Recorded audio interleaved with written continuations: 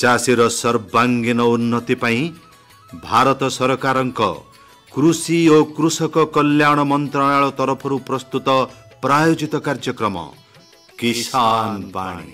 किसान वाणी। अपा नमस्कार। नमस्कार नमस्कार मंगलू पूरा पूरी खुशी जना पड़ुछ। खुशी अच्छी बोले गोटे आम पर्व चलती ना अपा बोले बोले आम चाषी भाई मन सरकार गोटे पर्व तैयार करना ओहो हो हो जो विकसित कृषि संकल्प अभियान के मनटा कौन केमी आनंद हो बुझल ना अपा हबनी से बहुत प्रकार वैज्ञानिक माने जो कृषि वैज्ञानिक माने आसुचंदी तम मान को विभिन्न प्रकार कथा कहउचंदी आउ जो विभिन्न प्रकार अंचल चाषी माने मध्ये आसुचंदी ना तमे से मानक सहित कथबार्ता करथु आ सिखुथु बोले किछि कौन बोले अपा यहाँ आम चाषी भाई मान गोटे भल सुजोग है। हाँ हाँ बोले आम आगुरी पारंपरिक चाष करूँ आम एत आधुनिक चाष प्रणाली विषय जान नु ना कि सरकार एबे आम पाखक आसुचंदी। हाँ सरकार आसुचंदी कि वैज्ञानिक मैंने पठाउछंदी सरकार आ कोन सरकार पठेकी आम पाक आसिले आम चाषी भाई माने जो माने चाष रे आग्रह भी नथिला से माने गुडा सब देखले बरे आग्रह बढ़ुची। एबे खरीफ चाषटा आसिलानी ना हमर हां खरीफ चाष आसिलानी सरकारଙ୍କର ଗୋଟେ कोन प्लान अछि अपा मु बुझिनी। नहीं नहीं सरकार माने तांकर दूरदृष्टि संपन्न हेकी कौन कर कृषि जिते उन्नति हो पार देशर उन्नति हो पार से माने भल भाव जानुचंदी चाषी जदि समृद्ध है आम देश भी समृद्ध हो पार। सत कथा कहल अपा आमर से पुराणा कालू अच्छी परा जय जवान जय किसान। तमे जो ये जो कृषि संकल्प अभियान समावेश को जाऊच सब कौन कौन शिखिल टिके कहल आम बैठक रे पकेले आमर जो चाषी माने तांकर काम धंदा जो जाई पारि नथिबे से माने भी टिके सुनी की खुशी हेबे जानि परिबे ना बोले अपा एबे जो सरकार करचंदी जो कोन कृषि संकल्प अभियान नै के सेटे विभिन्न बड़ बड़ ज्ञानी लोक माने आस्ते होचंदी हमर एबर जलवायु को नेकी आलोचना होची कोटे को प्रकार जलवायु ताहले तमे जानिल ना नहीं तमरो जो जमी जाक अच्छी पानी रहउची कि ढिप रहउची कि की प्रकार माटी से सब संपर्क रे कहउचंदी ना से माने से विषय गोटे आलोचना हला परा। हां माने मु जानि नथिलो अपा वैज्ञानिक माने कहिया प्रकार जे माटीर परीक्षा करके आम जानी दे पारिबा सेठी मते सांगे केटे सुंदर बुझेले बुझिल ना हमको जे मनुष्य को रोग होले आम रक्त परीक्षा करजे की रोग होचे जानुचे से माटीर परीक्षा कर माटी रे कोन कोन अछि सुरागा से परीक्षा करी जान दे पारे। अच्छा बुझिलो हेले हमको जति जान देले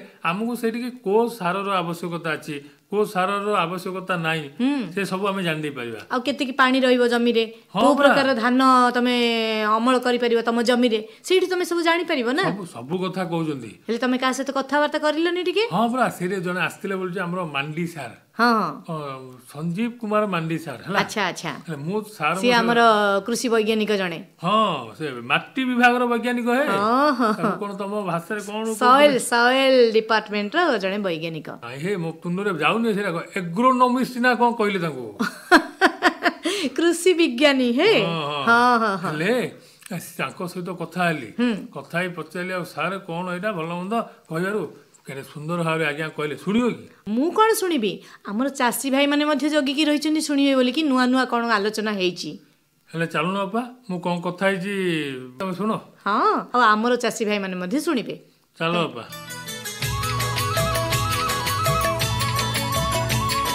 ए सॉइल हेल्थ कार्ड भी कोन सर? अच्छा हाँ देखंतु आपण बहुत बढ़िया क्वेश्चन करिसंती सॉइल कार्ड हैला जे आमे जे सॉइल माने माटी स्वास्थ्य परीक्षा करियो पई गोटे चाषी गोटे गोटे कार्ड बटा जीवो तो सेति पई चाषी गोटे सॉइल सैंपल कलेक्शन करा हबो कलेक्शन करी कि से सैंपल टा को प्रॉपर जे मेथड थिबो से मेथड रे नै कि जाय कि हमर लैब रे टेस्ट करा जीवो टेस्ट करिया परे हम सेठी लेखा रहइबो को सार केते परिमाण अछि बा को सार रो परिमाण कम अछि ताहाको देखि कि गोटे रिपोर्ट बना जीवो ए पूरा प्रोसेस टा को सॉइल हेल्थ कार्ड कहा होछि बा ए स्कीम ता सॉइल हेल्थ कार्ड स्कीम सबरे परिचित होछि। आज्ञा सर हम जो सॉइल हेल्थ कार्ड रे किछु रे पैरामीटर थाई बोली हम सुनुतले किंति किछि अछि कि सर? हाँ हाँ अच्छी आमर बहुत गुड़े पैरामीटर अच्छी तो आम साधारण तो आम नॉर्मली 6टा पैरामीटर को मैक्सिमम सब बेले व्यवहार करि थाए यहाँ अच्छी आम टोटाल तो 17 प्रकार मौलिक उपादान अच्छी तो ता भितर आम मैक्सिमम सब बेले 6टा व्यवहार करुच्छी ता भितर आम ऑर्गेनिक कार्बन तापर pH electrical conductivity available nitrogen बा जैव खारजान एवेलेबल फॉस्फोरस एवेलेबल पोटास এইগুଡିକ ମୋଟାମୋଟି ଇନ୍ ଜେନେରାଲ 6 ପ୍ରକାରଟା ଅଧିକ ବ୍ୟବହାର ହେଇଥାଏ। ତାହା ଛାଡିକି ବି ଆମ 8 ପ୍ରକାର ମାଇକ୍ରୋନ୍ୟୁଟ୍ରିଏଣ୍ଟ ବା ଅନୁସାର ବି ଅଛି, ସେଇଟା ବି ଟେଷ୍ଟ କରାଯାଇଥାଏ। ଆଚ୍ଛା, ସେ 9 ପ୍ରକାର କଣ କଣ ଆମ ଚାଷୀ ଭାଇ ମାନଙ୍କୁ କହିଦବା? ହଁ, ଯେ ଆମର ଯେ ଅନୁସାର ଯେଟା ଆମେ କହୁଛି, ସେ ଅନୁସାର ଭିତରେ ଆମ ଧରନ୍ତୁ ଆମର ମୋଲିବ୍ଡେନମ୍ ଅଛି, ତାପରେ ଜିଙ୍କ ଅଛି, ତାପରେ ଆପଣଙ୍କର ବୋରୋନ ଅଛି, ଏମିତି କି ଟୋଟାଲ ସେ ଆମର କୋପାର ଫୋପାର ଅଛି, ଏମିତି କି ଟୋଟାଲ 8 ପ୍ରକାର ଅନୁସାର ଅଛି। ଆଚ୍ଛା ଆଚ୍ଛା ସାର୍। ଆଚ୍ଛା ସାର୍, ଏଇ ଯେ ସଏଲ ହେଲ୍ଥ କାର୍ଡ ସବୁ ଚାଷୀ ଭାଇମାନଙ୍କୁ ଆମେ ଦଉଛନ୍ତି, ଏଇଟା କଣ ଆମେ ମାଗଣାରେ ଦଉଛନ୍ତି ନା କିଛି ଅର୍ଥ ଦେବାକୁ ପଡେ ଚାଷୀ ଭାଇ ମାନଙ୍କୁ? ନା, ଏଇଟା ଚାଷୀଙ୍କୁ ପୁରା ମାଗଣାରେ ଅଛି। ଆମର ସରକାର ତରଫରୁ ପୁରା ସଏଲ ହେଲ୍ଥ କାର୍ଡ ପାଇଁ ଗୋଟେ ସ୍କିମ୍ ଅଛି। ସମସ୍ତ ଚାଷୀ ସେଟା ଆଭେଲେବଲ କରିବେ ବା ସୁଯୋଗ ବା ତାହାର ଫାଇଦା ନେଇପାରିବେ, କିଛି ଟଙ୍କା ଦେବା ଦରକାର ନାହିଁ। ସାର୍, ମାନେ ଆପଣ କହିଲେ ଗୋଟେ ସ୍କିମ୍ ଅଛି, ଆମ 2025 ମସିହା ପାଇଁ ସଏଲ ହେଲ୍ଥ କାର୍ଡ ପାଇଁ କଣ ଗୋଟେ ଏମିତି ସ୍କିମ୍ ଅଛି କି ସାର୍? ହଁ, ଆମର ପ୍ରତିବର୍ଷ ଏଇଟା ଚାଲୁଛି। ଯେହେତୁ ପୂର୍ବରୁ ଆମର ଆନ୍ତର୍ଜାତିକ ମାଟି ଦିବସ ବା ସଏଲ ଇୟର ଘୋଷଣା କରାହେଇଥିଲା ପୂର୍ବରେ 2015 ମସିହାରେ, ସେଥିପାଇଁ ଆମର ଏଇଟା ବି ଚାଲୁଛି। ତ ଆମର ଇୟର ବା ଆମର ଡିଷ୍ଟ୍ରିକ୍ଟ ପାଇଁ 3500 ପାଖାପାଖି ଆମର ଟାର୍ଗେଟ ବି ଆସିଛି, ଏଇ ବର୍ଷ ବି ଅଛି। ତ ସେଥିପାଇଁ ଆମର ମାଟି କଲେକ୍ସନ ବା ସଏଲ ସାମ୍ପଲ କଲେକ୍ସନ ବି ଆମର ଚାଲୁଛି। ସେଟା ଚାଷୀଙ୍କୁ ନିଜେ ମଧ୍ୟ ବି ଆଣିପାରିବେ। ଆମ ଖବର ଦେଇକି ଗଲେ ଆମେ ଫିଲ୍ଡ ଲେଭେଲରେ ଯେଉଁମାନେ କୃଷକ ସାଥୀ ଅଛନ୍ତି କିମ୍ବା ଏଗ୍ରିକଲଚର ଓଭରସିୟର ଅଛନ୍ତି, ତାଙ୍କ ଦ୍ୱାରା ସେମାନେ କାଲେକ୍ସନ କରି ଆମକୁ ଦେଇପାରିବେ ସମ୍ପୂର୍ଣ୍ଣ ମାଗଣାରେ। ହେଲେ ସାର୍, ଚାଷୀ ଭାଇ କଣ ସବୁ ଯୋଗ୍ୟତା ଥିଲେ ସେମାନେ ସଏଲ ଟେଷ୍ଟ ପାଇଁ ଆବେଦନ କରିପାରିବେ? ଦେଖନ୍ତୁ, ଯେ ଚାଷୀର ଗୋଟେ ପରିଚୟ ପତ୍ର ଦରକାର, ଯେମିତି କୃଷକ ଆଇଡି ବା ଫାର୍ମର ଆଇଡି ଗୋଟେ ରହିବା ଦରକାର। ଆଜ୍ଞା। ଆର ହଁ, ଏଇଟା ହେଲା ଗୋଟେ ଫାଷ୍ଟ କ୍ରାଇଟେରିଆ। ଆଉ 2 ନମ୍ବରରେ ଚାଷୀ କିନ୍ତୁ କୃଷକ ଓଡିଶା ପୋର୍ଟାଲରେ ତାଙ୍କର ନାଁ ନଥିବତ ଆମ ପାଇଁ ଖୁବ ଭଲ ହବ। ଆର ଏଇଠି ଯୋଉ ସଏଲ ସାମ୍ପଲ କାଲେକ୍ସନ କରିବେ, ଫାଷ୍ଟ ଆମର ଷ୍ଟାଫକୁ କହିବା ପରେ ଆମେ ସେ ଗୋଟେ ଫିଲ୍ଡ ଅନ୍ ଦ ଫିଲ୍ଡ ଯିବେ। ସେ ଫିଲ୍ଡ ଯାଇକି ଯାହା ପ୍ରୋସିଡିୟର ଅଛି, ଯେମିତି ଆମର ଜିପିଏସ୍ ଲୋକେସନ ଲାଟିଚ୍ୟୁଡ ଲଙ୍ଗିଚ୍ୟୁଡ ମପା ହବ, ଏମିତି କି ଆମେ ସଏଲ ଟେଷ୍ଟ କରାହଉଛି। ତ ଏଇଟା ଯେ ପ୍ରୋସେସ ଅଛି, ତାର କୃଷକ ଆଇଡି ନିହାତି ରଖିବା ଦରକାର। ଆଉ ଆମର ଫାର୍ମର କୃଷକ ଓଡିଶା ପୋର୍ଟାଲରେ ତାହା ନାଁଟା ଯେମିତି ନଥିଭୁକ୍ତ ରହିବ, ଯେମିତି ଆଧାର କାର୍ଡ ସଙ୍ଗେ ମୋବାଇଲ ନମ୍ବର ଲିଙ୍କ ଥିବ, ଏସବୁ ଜିନିଷ ଦରକାର, ଆଉ କିଛି ଦରକାର ନାହିଁ। ସାର୍, ଯୋଉ ଭାରତ ଚାଷୀ ଭାଇ ଚାଷ କରୁଛନ୍ତି କିନ୍ତୁ ସେମାନଙ୍କର ନିଜସ୍ୱ ଜମି ନାହିଁ, ସେମାନେ କଣ କରିପାରିବେ? ହଁ, ସେଇ ଜାଗାରେ ହେଇପାରିବ। ସେଇ ଯେ ପ୍ଲଟ ନମ୍ବର ଯେ ତାଙ୍କର ଯାହାଠାରୁ ଚାଷ କରୁଛନ୍ତି, ଯେ ମାଲିକ ଅଛନ୍ତି, ତାଙ୍କର ପ୍ଲଟ ନମ୍ବର ପ୍ରୋଭାଇଡ କରିଦେଲେ ବି ହବ। ନଚେତ ଆମର ସେଇ ଜାଗାରେ ଆମର ଜିପିଏସ୍ ଯୋଉଠି ନିଆ ହବ, ଆଜିକାଲି ଜିପିଏସ୍ ଟା ଆମର ମ୍ୟାଣ୍ଡେଟରୀ ହେଇଛି, ସେ ଆମର ସେଠୁ ଲାଟିଚ୍ୟୁଡ ଲଙ୍ଗିଚ୍ୟୁଡ ମପା ହବ, କିଛି ଅସୁବିଧା ନାହିଁ। ଭାଗ ଚାଷୀ ମଧ୍ୟ ବି ସେଇଠି ନେଇପାରିବେ। ସାର୍, ଆ ପାଇଁ ଆବେଦନ କରିବା ପାଇଁ କଣ ପ୍ରକ୍ରିୟା ଅଛି? ହଁ, ଆବେଦନ ପାଇଁ ଆମର ଯୋଉ ପ୍ରତିଟା ବ୍ଲକ ଲେଭେଲରେ ଯେ FIC ବା ଏଗ୍ରିକଲଚର ଡିପାର୍ଟମେଣ୍ଟ ଅଛି, ତାଙ୍କ ସଙ୍ଗେ ଯୋଗାଯୋଗ କରିବାକୁ ପଡିବ। ଏବଂ ସେଇଠି ଆସିଲେ ଆପଣଙ୍କ କନସର୍ନ ଆପଣ ଯେ ଜିପିରେ ଆସିଛନ୍ତି, ସେଇ ଜିପିର କୃଷକ ସାଥୀ କିମ୍ବା ଏଗ୍ରିକଲଚର ଓଭରସିୟରକୁ ଖବରଟା ଦିଆଯିବ। ସେ ଏଗ୍ରିକଲଚର ଓଭରସିୟର ଆପଣଙ୍କୁ ପୁରା ଗାଇଡ କରିବ, କେମିତି କଲେକ୍ସନ ହବ, କୋଉ ଦିନ କରାହବ। ଆପଣଙ୍କୁ ସେଟା ପାଇଁ ଏଗ୍ରିକଲଚର ଅଫିସ କିମ୍ବା କୃଷି ବିଜ୍ଞାନ କେନ୍ଦ୍ର ଆସିକି ସେଟା ଯୋଗାଯୋଗ କରିବାକୁ ପଡିବ। ଆପଣ ତ ସାର୍ ଆମ ଲକ୍ଷ ଲକ୍ଷ ଶ୍ରୋତା ଚାଷୀ ଭାଇ ଭଉଣୀ ମାନଙ୍କ ପାଇଁ ବହୁତ ଭଲ କଥା ଟିକେ କହିଲେ, କିନ୍ତୁ ମୁଁ ଆପଣଙ୍କୁ ଜାଣିବା ପାଇଁ ଚାହିଁବି ସାର୍, ଏ ସଏଲ ହେଲ୍ଥ କାର୍ଡ ଦ୍ଵାରା ଆମ ଚାଷୀ ଭାଇ ମାନେ କଣ ସବୁ ଉପକୃତ ହେଇପାରିବେ, ତାଙ୍କୁ କଣ ଲାଭ ମିଳିବ? ଆମର ଯେମିତି ଜ୍ୱର ବା କାଶ ବା ଥଣ୍ଡା କାଶ ହେଲେ ବା ଧରନ୍ତୁ ଅଧିକ ଦିନ ଜ୍ୱର ହେଲା, ଆମେ ଯେମିତି ଡକ୍ଟର ପାଖକୁ ଯାଉଛୁ, ଡକ୍ଟର ଆମକୁ ପ୍ରେସକ୍ରିପସନ କରୁଛନ୍ତି ଯେ ଆଜ୍ଞା ବ୍ଲଡ ଟେଷ୍ଟ କରନ୍ତୁ। ତାହେଲେ ସେଇଟା ଆମର ଯେମିତି ଜଣା ପଡୁଛି ଯେ ଆମର କୋଣଟା ମ୍ୟାଲେରିଆ ହେଇଛି ନା ଡେଙ୍ଗି ହେଇଛି ନା କୋଉ ରୋଗ ହେଇଛି, ଯେମିତି ଧରା ପଡୁଛି, ସେମିତି ଚାଷୀ ମାନେ ମଧ୍ୟ ବି ଯଦି ସଏଲ ଟେଷ୍ଟ ଯଦି କରିବେ, ତାଙ୍କ ମା ମାଟିରେ ଆମର ଯବକ୍ଷାରଜାନ କେତେ ଅଛି, ଫସଫରସ କେତେ ଅଛି, ପଟାସ କେତେ ଅଛି, ଅଙ୍ଗାରଜାନ କେତେ ଅଛି, ଏଇଟା ତାଙ୍କର ଷ୍ଟାଟସ କଣ ଅଛି, ମାନେ କେତେ ପରିମାଣ ଆମର ସେଟା ମଧ୍ୟମ ଅଛି ନା କମରେ ଅଛି ନା ମାତ୍ରାତିରିକ୍ତ ଅଛି, ଏଇଟା ଆମେ ଜାଣିପାରିବା। ତ ଏଇଟା ଆମେ ଯଦି ଜାଣିପାରିବା, ଧରନ୍ତୁ କୌଣସି ଚାଷୀ ଧାନ ଚାଷ କରୁଛନ୍ତି, ତାହେଲେ ଆମେ ଯଦି ମାଟି ପରୀକ୍ଷା ଯଦି କରିବେ, ତାହେଲେ ସେଇଟା ମାଟି ପରୀକ୍ଷାରେ ସେ ତାହା ରେକମେଣ୍ଡେସନ ଆସିବ ଯେ ଆଜ୍ଞା ଆପଣ ଧାନ ଚାଷ ପାଇଁ ଏତେ କିଲୋ ୟୁରିଆ ଦିଅନ୍ତୁ, ଏତେ କିଲୋ DAP ଦିଅନ୍ତୁ, ଏତେ କିଲୋ ପଟାସ ଦିଅନ୍ତୁ। ତ ମାଟି ପରୀକ୍ଷା କରିକି ଆପଣ ଯଦି ସାର ପ୍ରୟୋଗ ଯଦି ଦେଲେ ବା ସାର ପ୍ରୟୋଗ କରିଲେ, ତ ଆପଣଙ୍କୁ ସାରର ପରିମାଣ ବି କମ ଲାଗିଲା, ଆପଣଙ୍କ ଅମଳ ବି ଅଧିକ ଆସିବ। ଏହାର ମାନେ ନୁହେଁ ଯେ ଆପଣ ଯଦି ଅଧିକ ସାର ଯଦି ଦେବେ ଆପଣଙ୍କୁ ଅଧିକ ଅମଳ ମିଳିବ, ସେଇଟା ସତ ନୁହେଁ। ଏବଂ ଆପଣ ଯଦି ଏକ୍ସଟ୍ରା ବା ଅଧିକ ଯଦି ସାର ଦେବେ, ଆପଣଙ୍କ ମାଟିଟା ଧୀରେ ଧୀରେ ଖରାପ ହେଇଯିବ, ଯେମିତି pH ଏସବୁ ଜିନିଷ ଆପଣଙ୍କୁ କମିକି ଯିବ, ମାନେ ଆପଣଙ୍କ ମାଟିଟା ଏସିଡିକ ହେଇଯିବ। ଯେମିତି ଚାଷୀ ମାନେ ଅଧିକ ୟୁରିଆ ସାର ଦଉଛନ୍ତି ବା ଯବକ୍ଷାରଜାନ ପାଇଁ ୟୁରିଆ ସାର ଦଉଛନ୍ତି, ସେ ଭାବୁଛନ୍ତି ୟୁରିଆ ସାର ଦେଲେ ଗଛରେ ଛନ ହେଇକି ଜଲ୍ଦି ବଢି ଯାଉଛି, ସେମାନେ ଖୁସି ଲାଗୁଛି। କିନ୍ତୁ ଆପଣ ଦେଖନ୍ତୁ, ଯୋଉଠି ସାର ଖତ ଅଧିକ ପଡିଥିବ, ସେଇ ସବୁ ଜାଗାରେ କିନ୍ତୁ ରୋଗ ପୋକର ସମ୍ଭାବନା ଆକ୍ରମଣ ହବାର ସମ୍ଭାବନା ଅଧିକ ଅଛି। ସେଥିପାଇଁ ମାଟି ପରୀକ୍ଷା କରିକି ସାର ଖତ ଯଦି ପ୍ରୟୋଗ କରିବେ ଆପଣଙ୍କୁ ଚାଷବାସ ଖର୍ଚ୍ଚ ବି କମ ହବ ଏବଂ ଅମଳ ବି ଆପଣଙ୍କ ଭଲ ପାଇବେ ଏବଂ ଆପଣଙ୍କ ମା ମାଟିଟା ବି ଭବିଷ୍ୟତ ପ୍ରଜନ୍ମ ପାଇଁ ଭଲ ରହିବ। ସାର୍ ମାଟିର ପରୀକ୍ଷା ଦ୍ୱାରା ସେଇଠି କୋଉ ସାରଟା ଆବଶ୍ୟକତା ରହୁଛି ଆମ ଚାଷୀ ଭାଇ ମାନେ ଜାଣି ଦେଇ ପାରିବେ। ହଁ ହଁ ହଁ କୋଉ ସାର କେତେ ପରିମାଣ ଦରକାର। ଆ ଦ୍ୱାରା ସେମାନଙ୍କର ଖର୍ଚ୍ଚ ବି କମିବ ନା ସାର୍? ହଁ ତାଙ୍କର ଖର୍ଚ୍ଚ ବି ଅବଶ୍ୟ ନିହାତି ତାଙ୍କର ଖର୍ଚ୍ଚ ବି କମିବ। ବହୁତ ବଢିଆ କଥା କହିଲେ ସାର୍। ଆଉ ଆମେ ଆଶା କରିବା ଆମ ସବୁ ଚାଷୀ ଭାଇ ମାନେ ଚାଷୀ ଭଉଣୀ ମାନେ ମାଟି ପରୀକ୍ଷା କରିକି ନିଜର ଚାଷ କରନ୍ତୁ ଆଉ ଏଇଠୁ ଲାଭ ପାଆନ୍ତୁ। ହଁ ଅବଶ୍ୟ ଆମର ଏଇ ସାର୍ ଆମର ସଏଲ ହେଲ୍ଥ କାର୍ଡ ଅଛି ଏଇଟା ଆମର 3 ବର୍ଷର ଥରେ ମାଟି ପରୀକ୍ଷା କରିଟା ନିହାତି ଆମର ଦରକାର ପଡୁଛି। ଠିକ ଅଛି ସାର୍ ବହୁତ ବଢିଆ କଥା କହିଲେ। ତେଣୁକି ଆପଣଙ୍କୁ ଆମ ବ୍ରହ୍ମପୁର ଆକାଶବାଣୀର କିଷାନ ବାଣୀ କାର୍ଯ୍ୟକ୍ରମ ତରଫରୁ ଧନ୍ୟବାଦ ନମସ୍କାର।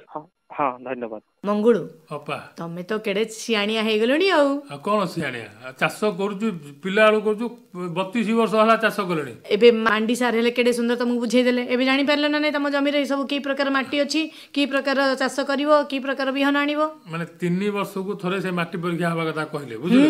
ହେଲେ ଆମେ ଯୋଉ ଖାଲି ୟୁରିଆ ସାର ପକେଇ ଦଉଛୁ ମନ ଇଚ୍ଛା ସାର ପକେଇ ଦଉଛୁ ସେମିତି ପକେଇବନି କହିଲେ। ହଁ ଆ ଦ୍ୱାରା ଆମର ଖର୍ଚ୍ଚ ବି କମିବ ପା। ଜାଣି ସାରିଲ ତ ତାହେଲେ ସେମିତି ପ୍ରକାର ଚାଷ କରିବ ମାଟି ପରୀକ୍ଷା କରେଇବ ଆଉ ସେଇ ଯୋଉ ବିହନ କଥା କହିଥିବେ ସବୁ ବିଜ୍ଞାନୀ ମାନେ ଯୋଉ ଆସିଥିଲେ ଆଗ୍ରୋନମିଷ୍ଟ ଗୁଡାକ ସେମାନେ ବି କହିଥିବେ ନା ତମକୁ। ଆଉ ଗୋଟେ କଥା କଣ ଜାଣିଛ ନା ସେ ମାଟି ପରୀକ୍ଷା କରିବା ପାଇଁ ଆମଠୁ ସରକାର କିଛି ପଇସା ନେଉନାହାନ୍ତି। କେତେ ଭଲ କଥା କହିଲ। ମାଗଣାରେ ମାଟି ପରୀକ୍ଷା। ଆଉ ତାହେଲେ ଆମେ ଏଥିପାଇଁ ପଛଘୁଞ୍ଚା କାହିଁକି ହେବା କହିଲ। ନାଇଁ ତ ନିଜ ଜମିର ମାଟି ପରୀକ୍ଷା କରିବା ଭଲ କିସମର ବିହନ ଆଣିବା ଜମିରେ ଚାଷ କରିବା ଆଉ କଣ ହେଲା। ହେଲେ ଅପା ମୁଁ ମାତ୍ର ମୋ ତରଫରୁ ଆମ ଚାଷୀ ଭାଇଙ୍କ ତରଫରୁ ସରକାରଙ୍କୁ ଥରେ ଧନ୍ୟବାଦ ଦେବା କେତେ ସୁନ୍ଦର ବ୍ୟବସ୍ଥା କରୁଛନ୍ତି। ହଉ ତମେ ଏମିତି ଆଗକୁ ବଢ ଆମ ଦେଶ ମଧ୍ୟ ଆଗକୁ ବଢିବ ଆଉ ଆମ କାର୍ଯ୍ୟକ୍ରମ ବି ଏମିତି ଯଦି ସବୁବେଳେ ଚାଲିଲା ତାହେଲେ ଆମର କିଷାନ ଭାଇ ମାନେ ଯଦି ଶୁଣିଲେ ସେମାନେ ମଧ୍ୟ କିଛି କିଛି ଜ୍ଞାନ ଆହରଣ କରିବେ ନା। ମାତ୍ର କଣ ହେଇଛି ଅପା ବୁଝିଲ ନା ଆଜିକାଲି ଏ ଯୋଉ ଟିକେ ଚାଷ ବାସ କରିବାକୁ ଟିକେ ପଛ ଘୁଞ୍ଚା ଦଉନଥିଲେ କି ମାତ୍ର ବହୁତ ଶିକ୍ଷିତ ଯୁବକ ଭାଇ ଭଉଣୀ ମାନେ ଆସିଲେଣି ଏଇ ଚାଷକୁ। କାହିଁକି ନା ଆମ ସରକାର ମଧ୍ୟ ସେମିତି ଯୁବକ ଭାଇ ମାନଙ୍କୁ ଆଗେଇ ନେବା ପାଇଁ ବୋଲିକି ବିଭିନ୍ନ ପ୍ରକାର ଯୋଜନା ବିଭିନ୍ନ ପ୍ରକାର ସବସିଡି ବିଭିନ୍ନ ପ୍ରକାର ତାଲିମ କୌଶଳ ସବୁ ଦଉଛନ୍ତି ନା। କେତେବେଳେ କୋଉ ସମ୍ମାନ ହରିକା ଦଉଛନ୍ତି ମୁଁ ଜାଣିନି। ତାହେଲେ ତମର କଣ ଗୋଟେ ଆଲୋଚନାଟେ ଅଛି ତମ ମନରେ ମୁଁ ଜାଣିପାରୁଛି। ଏଇ ଯୋଉ କୃଷକ ସମ୍ମାନ ନିଧି ଯୋଜନା ଉପରେ କହୁଛ କି? ବୋଇଲେ ଆମର ଯୋଉ କୃଷକ ମାନେ ଦିନ ସାରା ପରିଶ୍ରମ କରୁଛନ୍ତି ଖରା ବର୍ଷା ଶୀତକୁ ନ ଡରିକି ସେମାନଙ୍କୁ ଯଦି କିଛି ଆମେ ସମ୍ମାନ ଦେଲା ଭଳିଆ କାମ କରିବା ସରକାର ଯଦି କାମ କରିବେ ସେମାନେ ବି ଟିକେ ଉତ୍ସାହିତ ହେବେ ଆଉ ଭଲ କାମ କରିବେ ନା ନାଇଁ କହିଲ। ଏବେ ତମେ ଯେମିତି ତମ ପୁଅକୁ ଚକୋଲେଟ ଦେବି ବିସ୍କୁଟ ଦେବି ଏମିତି କହିଲେ ସେ ଟିକେ ଭଲ ପାଠ ପଢୁଛି ନା ନାଇଁ? ହଁ ପଢୁଛି। ହେଲେ କଣ ବୁଝିଲ ନା ପା ସେଇଟା ଆକା ଆମର ଯୋଉ ବିକଶିତ କୃଷି ସଂକଳ୍ପ ଯୋଉ ଅଭିଯାନ ନାଇଁ କି ସେ ଅଭିଯାନରେ ବି ଏମିତି ଆଲୋଚନା କରୁଥିଲେ ପ୍ରଧାନମନ୍ତ୍ରୀ କିଷାନ ସମ୍ମାନ ନିଧି ଯୋଜନା ବୋଇଲେ ମତେ ସେଠି କହୁଥିଲେ ଯେ ସରକାର ଜଣକୁ ନିଶ୍ଚିତ ଭାବରେ ଗୋଟେ ବର୍ଷକୁ 6,000 ଟଙ୍କା ଯେମିତି ସେ ପାଇପାରିବ। ବାସ୍ ଏଇ ଯୋଜନାଟା କେବେଠୁ ଆରମ୍ଭ ହେଲା 2019 ଠୁ ଆରମ୍ଭ ହେଲାଣି। ସତେକି ଅବା? ହଁ ପ୍ରତି ଚାଷୀ ମାନଙ୍କୁ ଯୋଉମାନେ ପୋର୍ଟାଲକୁ ଯିବେ ସେ ପୋର୍ଟାଲ ବି କେମିତି ଖୋଲିବେ ସବୁ ଯାକ ବୁଝେଇକି କହିବା କଥା। ତମେ ପୋର୍ଟାଲ କେମିତି ଖୋଲିବାର ଜାଣିଛ? ମୁଁ ଅପା ଜାଣିନି। ହେଲେ ଆଉ ସେ ଯୋଜନାରେ ସାମିଲ କେମିତି ହବ କହିଲ? ଆରେ ତମେ କାହା ସହିତ କି କଣ ଟିକେ କଥା ହେଇକି ନହେଲେ ଜାଣିଛ ବୋଲି ମତେ କହୁନ। ବୋଲି କହିଲେ ଆମର ବୈଠକକୁ ଜଣକୁ ଡାକିଛି ନା ସେଥିପାଇଁ ଆମର ଯୋଉ ଅଛନ୍ତି କୃଷି ଅଧିକାରୀ ଯୋଉ ରବି ନାରାୟଣ ପଣ୍ଡା ଛତ୍ରପୁର ବ୍ଲକରେ ସେ ଅଛନ୍ତି ଆଉ ସେ କହିଛନ୍ତି ଆମର କୃଷକ ସମ୍ମାନ ନିଧି ଯୋଜନାଟା କ'ଣ ଆଉ ସେଥିରେ ଆମର ଚାଷୀ ଭାଇମାନେ କେମିତି ସାମିଲ ହେଇପାରିବେ ଆଉ କେତେ ଟଙ୍କା ଲେଖି ସେମାନେ ବର୍ଷକୁ ପାଇବେ କେମିତି କିସ୍ତି ଆକାରରେ ପାଇବେ ନା ଏକାଥରେ ପାଇବେ। ଅପା ଯାଉନ ମତେ ଟିକେ ଶୁଣୁନ ସେଟା। ହଁ ଶୁଣିବା ନା ତମେ ଶୁଣିବ ଅନ୍ୟମାନଙ୍କୁ ବି କହିବ ସେଟା। ହଁ ଚାଲ ହେଲା।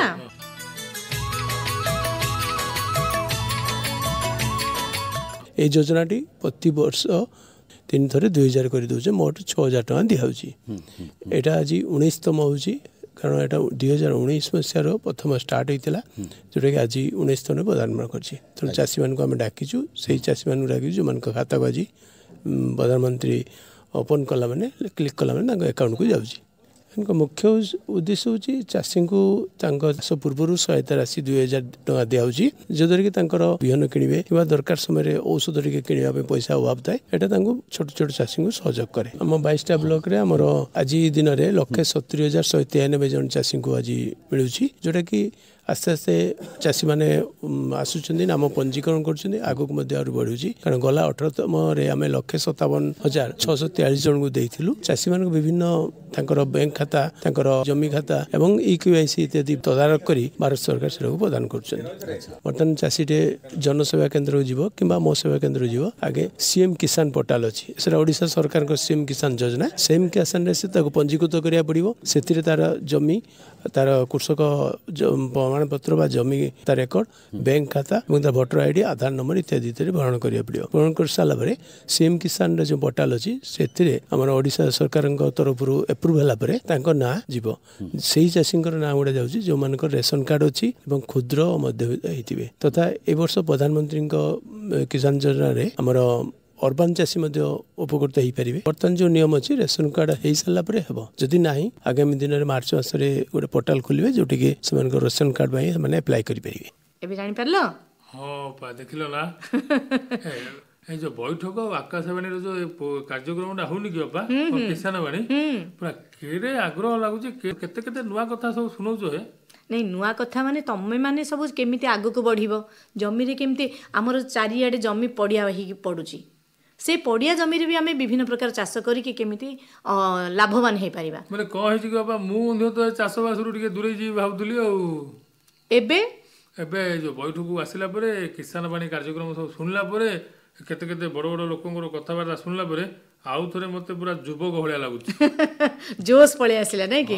एबे तो भलो तमे पनीपरिया चाष करूछ धान चाष भी करूछ हेले एबे किंतु जो अभियान रे शामिल हेले तमे सेइडे सब सुनिलो एबे सेई खरीफ चाष रे ताको प्रयोग करबा कोन जहा सुनु से करबा ना हां प्रथम माटी परीक्षाटा करै दबो हैला ता से तो सरकार भी आम पछरे अछन हां हां भलो मंद रे से ठियाबेनी आ जदी से पोर्टल रे तमे जॉइन हे गेल तमको बिहन किनिबा पई जहा जहा आवश्यक प्रति किस्ती रे 2000 टंका लेखे दउचंदी ना हैला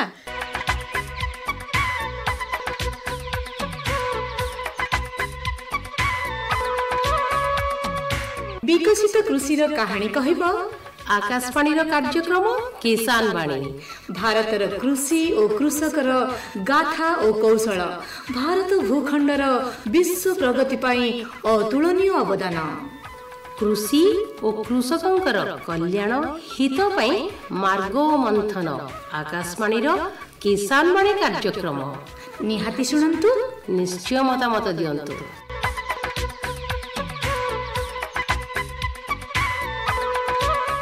कौन मंगुलु हाँ पा जानी सारल तो सबू तमे तो बढ़िया चाषबास करूच कहल हेले एई जो चाषबास कला बेलू आउ गोटे कथा मन रखियार अछि को कथा बा एबे आमे जैविक उपाय रे आमे विभिन्न प्रकार चाष करिया पई कुआउची जैविक खत भी प्रस्तुत करिया पई कुआउची जेहेतु हमर माटीर टाण अंशटा बढ़ी गलानी ताकू कमेबा पई हेले हमर कोन करिया आवश्यक कहि जी बुझलो ना हां आमर जो जने थिले गोटे आज्ञा मो अध्यापक माने कॉलेज रे पाठ पढुछन से आज्ञा से तो थरे भेट होला से पड़ जाउतल तो से मु अपा बुझलो ना जोटे चाष बास टिके भलो फल फूल बगीचा देखि भी पसि जी हेले से आज्ञा गोटे केमिति जो खत ऊपर केमिति हबो कोन मत टिके बतेले आमे टिके बरमुरिया लोक ना हम कथावार्ता टिके बरमुर स्टाइल का रहबो मु कहले से कहले कोन हला बाबू बोले आज्ञा कोन कौन हो कि नहीं पचारि बुझल ना सी आज्ञा मत कहले तो जिया खतटा केमी प्रस्तुत कराऊँ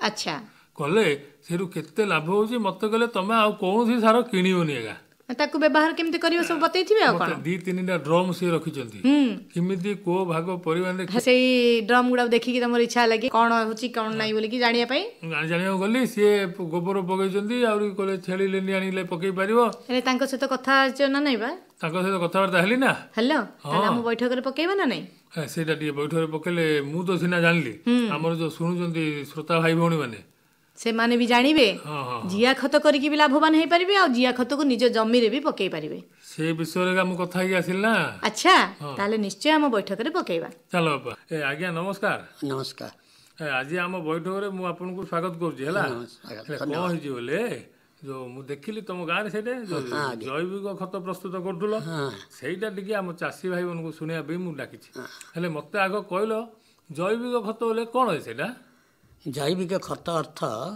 आमर जो गोमूत्र गोमल को मिसाଯିବ ତାପରେ ଚଣା ପିଡ଼ିଆ କି କ'ଣ ଗୋଟେ ପକେଇଲେ ମ୍ୟାଜିକ୍ ଟନି ଭଳିଆ ଆମର ୟୁରିଆ ସାର ଏତେ ଅଧିକ ହେବ ଯେ ଗଛଟାକୁ ଯଦି ଏତିକି ଦିଆହେଇଯିବ ସେ ଗଛଟା ଆଉ ସମ୍ଭାଳିବନି। ଏକଦମ କଦଳୀ ଗଛ ମୁଁ ଏବେ 200 ଲଗେଇଛି, ସେ ବିଲକୁଲ ପିଡ଼ିଆ ଦେଉନି, ସେଇ ଟିକେ ଟିକେ ପକେଇଦେଲେ ବିରାଟ ଗଛ ହେଇକିରି ବିରାଟ ଖାଣ୍ଡି ମାନେ କଦଳୀ ଖାଣ୍ଡି ଆସୁଛି ଇତ୍ୟାଦି।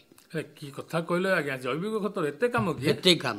ହେଲେ ଟିକେ ଆମେ ଜାଣିବା ଯେ ଜୈବିକ ଖତ ପ୍ରସ୍ତୁତ କରିବା ପାଇଁ ତା ପ୍ରଣାଳୀ ବିଷୟରେ ଜାଣିବା। ହେଲେ ଜୈବିକ ଖତ ପ୍ରସ୍ତୁତ କରିବା ପାଇଁ କ'ଣ କ'ଣ ସବୁ କରିବାକୁ ପଡ଼ିବ ଆମକୁ, କେମିତି ପ୍ରସ୍ତୁତ କରିବା ତାକୁ? ଆମ ଦେଶୀ ଗାଈ ଯେଉଁଟାକି ଖରାରେ ବୁଲୁଛି, ଦେଶୀ ଗାଈ, ଜର୍ସି ଗାଈର ମୂତ୍ରରେ ହେବ ନାହିଁ। ଦେଶୀ ଗାଈ ମୂତ୍ର 50 କେଜି, 50 ଲିଟର, 50 କେଜି ଗୋବର, ଆଉ 20 କେଜି ଯଦି ଚଣା ପିଡ଼ିଆ ହେଉ ରାଶି ପିଡ଼ିଆ ହେଉ, ତାଠୁ ଆହୁରି ଶସ୍ତା ହେଉଛି ନିମ ପିଡ଼ିଆ, ମିଶେଇକିରି ମାସଟି ଯଦି ଘାଣ୍ଟା ହେଇଯିବ, ଗୋଟେ ପଟେ ଆପୋଜିଟ୍ ସାଇଡ୍ ଡିପ୍ ସାଇଡ୍ ଗୋଟେ ଠେଙ୍ଗାଡ଼ି ପକେଇ ଘାଣ୍ଟା ହେବ। ଘାଣ୍ଟା ହେଲେ ରଖିବା ଡ୍ରମ୍ଟାରେ ରଖା ହେଇଛି, ଡ୍ରମ୍ 300 ଲିଟରିଆ ଡ୍ରମ୍ଟାରେ, ବଡ଼ ଡ୍ରମ୍ଟାରେ ରଖାହେବ। ଡ୍ରମ୍ରେ ଆଙ୍କ ବି ସମସ୍ତେ ଆମର ସେଠି 3-4ଟା ଡ୍ରମ୍ ଦେଖିଲେ, ଆମ ଡ୍ରମ୍ ଜାଗା ଦେଖିଲେ ଯେଉଁ ଗୋବର ଗୋମୂତ୍ର ସ୍ମେଲ୍ ହେଉଛି, ସେ ଡ୍ରମ୍ରେ ଜିନିଷ ରହିବ। ଆଉ ଡ୍ରମ୍ରୁ ସେ ଯାକ ଆଉ ତାକୁ ଯଦି ଆଉ ଟିକେ ପାୱାରଫୁଲ୍ କରିବାକୁ ହେବ, ଏଇଟା ଟିକେ ପାଣି ହେଇଛି, ଯଦି ଆମେ ଛେଳି ଖତ, ଛେଳି ଖତ ନେଣ୍ଡିକି ଯଦି ଗୁଣ୍ଡ କରିଦେଇକି ଏଇଟା ଯଦି ମିଶା ହେଇଯିବ, ଛେଳି ନେଣ୍ଡିଟା ଫଳପ୍ରଦ ବେଶୀ। ଏଇଟା ଗଛଟା ବଢ଼େଇବ, ସେଇଟା ଫଳଟା ବଢ଼େଇବ। ଏଇଟା ଗଛଟା ବଢ଼େଇବ, ଏଇଟାରେ ଫଳ କମ୍ ହେବ। ଏଇଟାରେ ୟୁରିଆ ଅଂଶ ବେଶୀ ଗୋମୂତ୍ରରେ, ଗୋଟେ ଲିଟର ଗୋମୂତ୍ରରେ ପ୍ରାୟ କେଜି ୟୁରିଆ ପିଡ଼ିଆର ପାୱାର ଅଛି। ତେଣୁ ଏ ଗୋବର ଗୋମୂତ୍ର ସହ ଯଦି ଆପଣ ଛେଳି ଖତ ଅତି ଉତ୍ତମ ଜିନିଷ, ତାକୁ ଗ୍ରାଇଣ୍ଡିଙ୍ଗ କରି ଯଦି ମିଶା ହେଇଯିବ, ତାହେଲେ ଏକଦମ ଗଛଟା ବି ଫଳିବ।